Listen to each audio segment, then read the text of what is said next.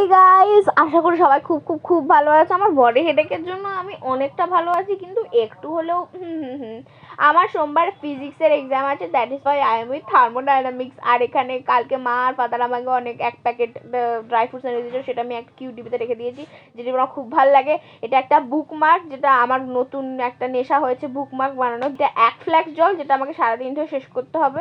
ওর aunty আমাকে একটা কিন্ডার জয় gift করেছিল, যেখান থেকে আমি একটা ছোট্ট কিউট লিটিল একটা গাড়ি পেয়েছি। সেই কোন ছোটবেলায় কিন্ডার জয় খেতাম, আমি এখন আর কিন্ডার জয় খাই না। গাড়িটা ছেড়ে দিলে এরকম সুই করে চলে যায়।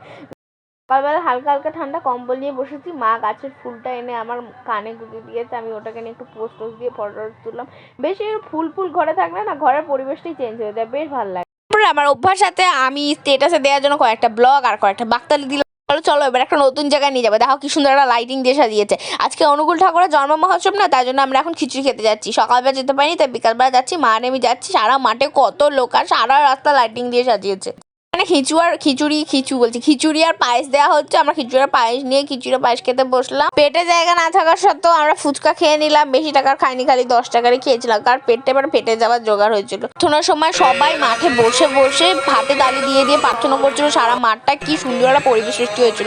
এরপর আমরা বাদাম দোকানে গিয়ে গরম গরম বাদাম নিয়ে বাড়িতে সেগুলো এনজয় করলাম। আমরাও বাড়ি চলে যাচ্ছি। সবাই ভালো থাকবে, সুস্থ থাকবে, tata bye bye, thank you for watching.